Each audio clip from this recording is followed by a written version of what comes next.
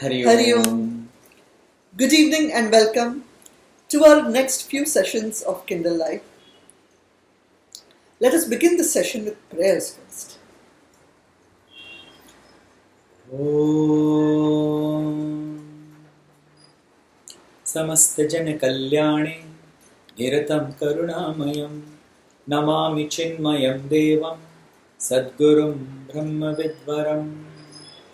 Om Sahana Bhavatu Sahanau Bhunaktu Sahaviryam Karavavahai Tejasvinavadhitamastu ma Vidvishavahai. Om Shanti Shanti Shanti. Hari Om Shri Gurubhyo Namaha. Hari Om everyone. A new beginning since yesterday. Gurudev has been telling us that we have to recognize what is standard of living. We are accumulating all the wealth possible so that we may ultimately do nothing, just lead a life of luxury and spending money and just being what I would call doing nothing. Would that amount to the highest standard of living? Of course not. We know that. But then why is it that we found that in our society and in our country, it became a prevalent thought? The reasons are many. Some of the most prominent ones are that, unfortunately, we were slaves for too long a period. 1,000 years of slavery is a huge time. And the people of our nation, one of the most brightest and intelligent of races, came to be subdued and had to submit their own wills and thoughts and intellect to the oppressors. Over a period of time, it became a habit to almost do nothing or minimum possible because you were doing it for a master who was actually an oppressor, who had come and taken over your land, your culture. And eventually over time, as time grew, we accepted it also, we changed also, we learned to merge also. Yet the mentality somewhere remained the same. And the fact is that even when you don't want to do anything, or you say, I am doing nothing, it is a false statement. Because life within us always promotes activity. We are digesting by ourselves, we don't even know. There are so many actions that happen in our body that we are not giving any awareness to. So you cannot say that activity is stopped. Activity only stops at death. So this is one clear thing we have to know. Secondly, when Gurudev was addressing after independence was fought and won with such hard labor, we all know our history, how difficult it was to get independence, especially among the government people. The mentality was still that the British are the rulers. The Babu mentality. So, over time, they had taken the Indian intellect to become to the level of clerks. Why produce something great or something good when you can do it easily and not take effort? So that mentality now had to be erased immediately because now we were going to work for our own nation. But something that has become a habit over such a long period of time is very difficult to remove. And once again, Gurudev mentioned that the best way to remove this inertia, to work on the path of progress and prosperity, has been subscribed in our scriptures. They have told us how to work, what mindset to have, and what path to follow. We have seen in our lives right now, we are experiencing that when we have not followed that path, what is the state of the world that has come to? And I'm sure that we will now further give good guidance to not only ourselves but our future generations when we follow the path of scriptures as told to us by Gurudev. So let us now read forward and see what are the paths to follow. So, Rajshree, yesterday we left our reading at a point where Gurudev is clearly told us that activity is the insignia of life. And then further he says, just like water is fluid, it is its nature. Same way, the nature of the human body is to act. Now, we read further. Now the question is, since actions are flowing out from every living man until he dies, how can they be organized, altered or disciplined in order that these actions necessarily and inevitably coming out of him would bring about happiness and all around in the community and a sense of fulfillment and satisfaction to himself, to his own bosom? This is the art of action. So Rajshree, you want to say something on this? Well, the art of action, then now we have to understand that when you work, does our action, our activity give pleasure not only to us, but to people around us, to our society? Do we contribute, when we work, do we contribute towards prosperity, towards happiness? So, we should be. And let us see how to go about it. In order to learn anything, first we have to know what the problems are and then find solutions to them. So, the art of action is called what? This past paragraph I am going to read again. It's a very important paragraph. Now the question is, since actions are flowing out from every living man until he dies, this is a fact, all of us know this, how can they be organized, altered or disciplined in order that these actions necessarily and inevitably coming out from him would bring about happiness all around in the community and a sense of fulfillment and satisfaction to himself in his bosom? How? That is what is called as art of action. Sirf काम करना, सिर्फ action करना is not action. The art of action is that by which not only you get satisfied and satisfaction, but around you the community grows. The brilliant way to put it, to make anybody understand. Now let us go ahead and understand. Action is inevitable because it is the signature of life. Life expresses itself in action, and death does in inaction. But actions may vary as they do vary from man to man. Even two brothers do the same thing differently. A laborer working in the field may be perspiring and sweating. A poet working may not be perspiring or sweating. He is seemingly, from the laborer's point of view, not working at all. क्यों पसीना नहीं आ रहा है? साहब बैठे हैं painting कर रहे हैं, ये कोई काम है? From the standpoint of a poet, the scientist is wasting public money. Why? From morning to evening they do, for months together. There is no result. There is no result. If you ask them, what have you done? Yeah, observation is going on. Arey, how long do you need for observation? So from a poet's point of view, a scientist is a waste of money of the public. From the scientist standpoint, an ordinary thinker is wasting his time.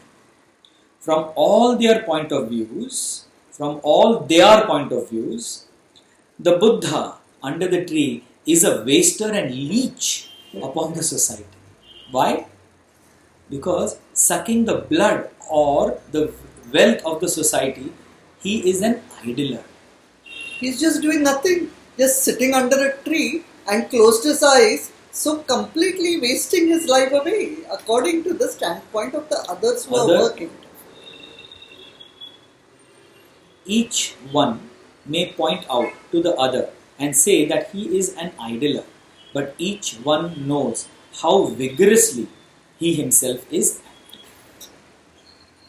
It is said that a great painter was once upon a time sitting down near a wayside pool and throwing stones into the water and watching the play of light and shade upon the ripples.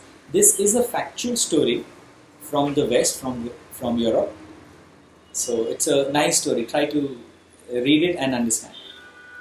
An ordinary man like us, moving along the road, carrying the milk from his cowshed to the nearby town to sell the milk, jealously looked at this man and said, "This fool is sitting idle from morning till evening? What a dirty fellow! I have already put in 8 hours of work, and I cannot make both ends meet." He murmured like this and went to the town. Why, from his point of view, he is walking, taking the milk from his cowshed to the other place. He's already worked so hard.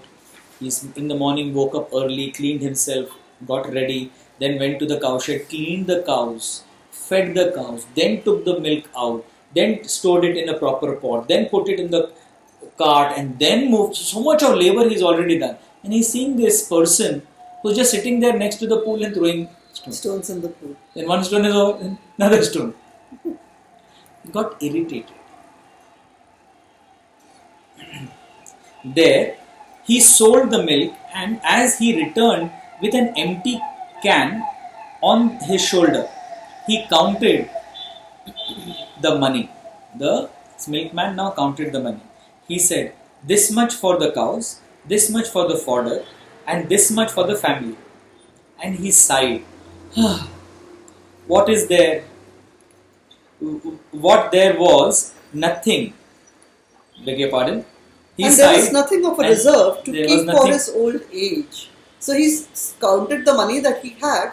Little bit was left for his cows, little bit was left for his food, and little bit for his family. And there was nothing that he could keep for his reserve or for his old age. He was disgusted with his life, and at that time, lo, did you know what he saw?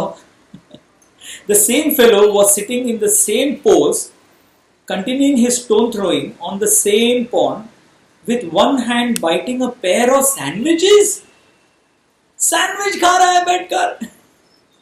The poor milkman stood there and he could no more control himself. And just like any of our local socialist or communist followers, he stood there and few more persons joined him and started howling.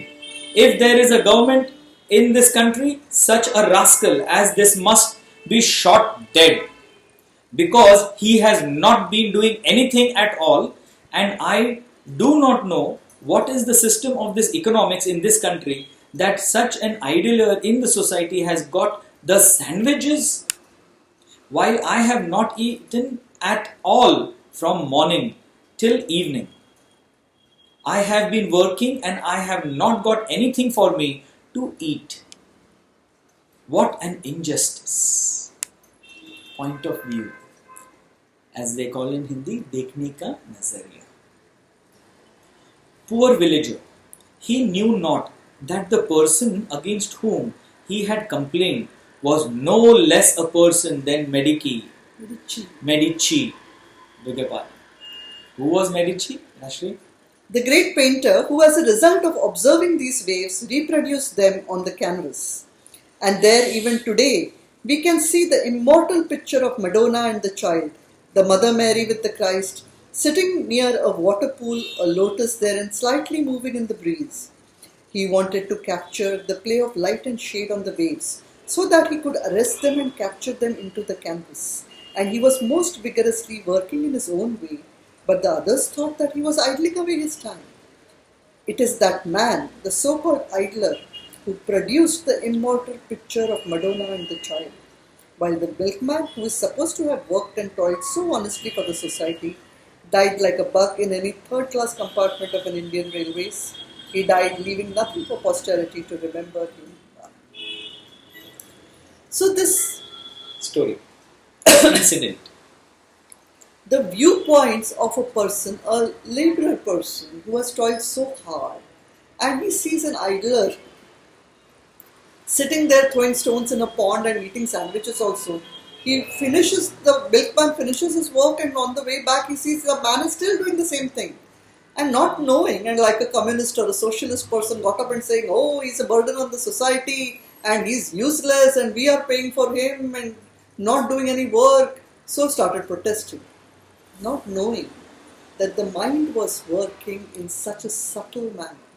He was observing, and then with those observations he created some paintings which today are also incredibly valuable and beautiful and have lasted the test of time. And this was Medici, a great Italian painter. Everybody must work. But what matters is how to work. In what way one should work. Being in the sun for the whole day alone is not work. That is one method of working. Another man may be in the air-conditioned room for 12 hours, but he too works in his own way. But what is the type of work that we do? What type of work can we do, and how the maximum can be brought out from ourselves? We will go into them in the following talks. Rajshree, this is so important. That a person who is working in AC doesn't mean that because he's working in the AC he's not really working. Only the person who's working in the hot sun is toiling away is the one who's working. No, that is not true. Both are working in their own manner. But the question is how to get the maximum work out of ourselves, and in which manner. We read further. So long as we are living, we cannot but act. This has been established. When we are looking at it from the historical point of view, we find the old barbarian going about with a stone in his hand to destroy animals, to eat them for his own belly's sake. वो भी काम कर रहा था, पत्थर लेके जानवर को मार रहा है, क्यों? पेट भरना है. The Stone Age man who knew nothing else, only knew how to kill some animal and eat it to feed his stomach. He was also working. Thus he was also working. The people of Middle Ages were also working. Today in this age of atom bomb and the hydrogen bomb, we too are working. This work we find at the same time is not of the same caliber but differs from individual to individual. वो stone age का आदमी भी काम कर रहा था, आज atom bomb बना रहे, इतना हाईटेक साइंस यूज हो रहा है. Even that is work. The great rishis said that the type and the quality of work that we pour out of ourselves could be classified under 3 categories. Now we have to know what our scriptures have said about work, and this has been said from literally thousands of years ago, and you will come to know how beautifully it has been explained about work, how it has been put into categories related to that type of man. So let us read this very carefully. The Rishi word stands for a seer scientist. Just like our scientists today of our world, what they do, they first conceive an idea, and upon that conceived idea they work on that, and in the physical world they observe, make experiments, they note down their observations, not by one person, but they observe over a period of time to a lot of people, and then they come to a conclusion. Okay, when this happens. In the same way, our seer scientists, when they had in their meditative state received the knowledge, they did not directly start speaking about it. They actually utilized that knowledge for thousands of years. They observed.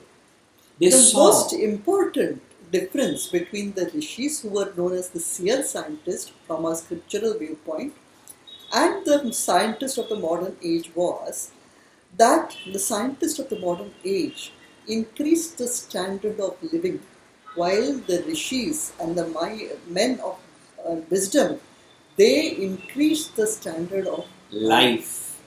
And this we have seen in the earlier chapters of Kindle Life, the standard of life and the standard of living. We go ahead. The great rishis said that the type and the quality of work that we pour out ourselves could be classified under 3 different categories. The first of them, they said, is the lowest type. And since I, that is Gurudev, I do not have a proper word in English Let us call it as labor. When I say labor, I am not in any way bringing disgrace to the ordinary laborer. It is not in that sense of the word that I am talking. By laborer, I do not mean wearing shorts and banyan. He is actually giving the example from the BMC people of the 1950s. They used to wear khaki shorts, and because of lack of money, the BMC's uniform was only banyan and khaki shorts. Earlier on, even when I was a child, our police, havaldars, they used to also wear shorts. So things have changed later on, so it is from that viewpoint. By laborer, I do not mean wearing shorts and banyan and working with the spanner and the screwdriver in hand. It is not that labor that I am talking about. Give me time enough to explain, and Gurudev explains so beautifully. Ask a laborer, why are you working? When you will understand, then you will understand what is the quality of the particular man's activity. If you ask a man who is working, why are you working? And the man answers, I am working so that I may get my wages. I put my 8 hours of work, I am expecting a wages out of it. At the end of the day, I want my money. Who does not think like that? All of us think like that. Most of us think like that. The man who is thus working in the society only for the sake of wages, only for the sake of pay, only for the sake of commission, the man who is working in the world only for profit is called a laborer. A minister may be a laborer, a chief justice may be a laborer, one of the greatest men of the country or politicians may be a laborer if he is putting forth his intelligence, mind and body to the society only with the idea, I will aggrandize more and more income. So some of the very big people in the world, they have also said, what is wrong in making another million? There is no wrong in making a million. But even when you are making millions and billions, your output is principally, your outlook is principally of a laborer. Coming forward. I will aggrandize more and more income. You ask him, why do you want wages? He has no greater motive than, I may feather my house beautifully for the sake of my wife and children. I want this income so that I may keep the wolf away from the doors. It's a muhavara. I want it only for my own pleasure. The man who is self-centered is working only for the profit that comes to him. With the profit, he is not thinking of starting a hospital or doing any good to the society, but he wants only to aggrandize and give it intact to his wife and children at home. If that is the low ambition with which a man is pouring out his energy in the world outside, the sweating man falls under the classification of a laborer. We need to understand this a little more. Raj?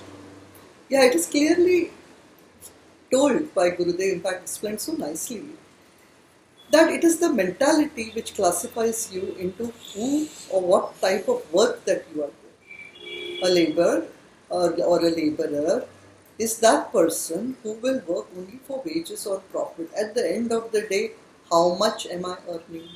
And am I getting that profit? I am working for profit. And what do I do with that profit? I make my life beautiful, like Gurudev said very nicely, feather my house, decorate it with everything in the world possible, and keep so much of money that my generations should live. That is what the aim of my life is. And then, are you thinking at all, when you have so much wealth also, about giving something back to the society? Making hospitals, doing any work which is beneficial, which will give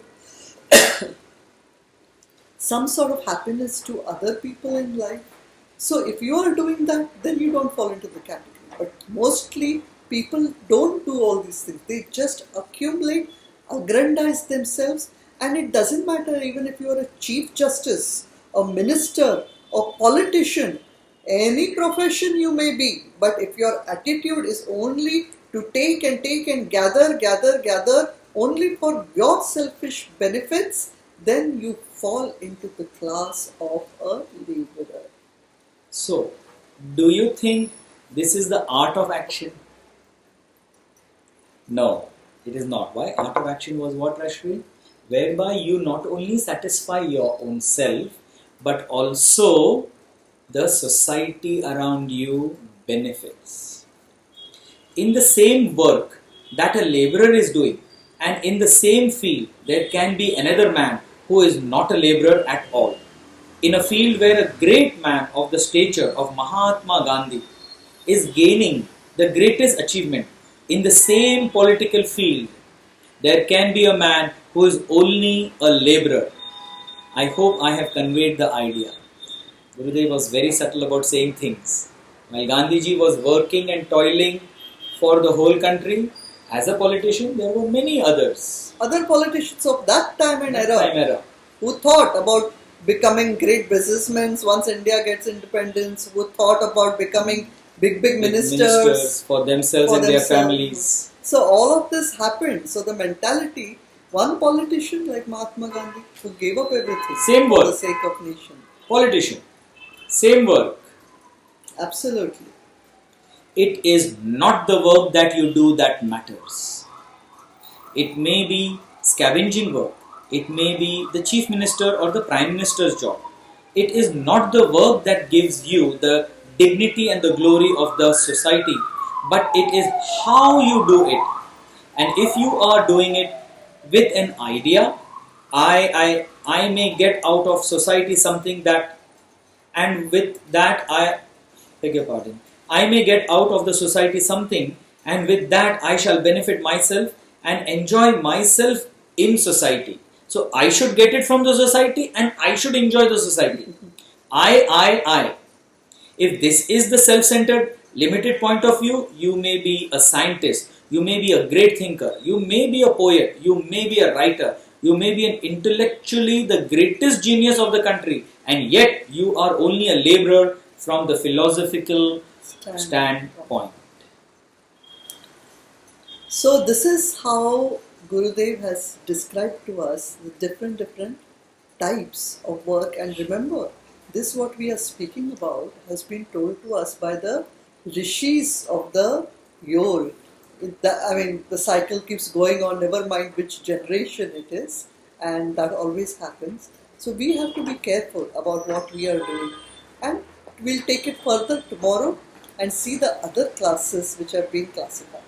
So, once again let me get our attention to why are we studying, why are we reading? Who are these three kinds or category of men that Gurudev is talking about? They are no one but us. Today, Gurudev has spoken of a particular type of category of work which is called laborer.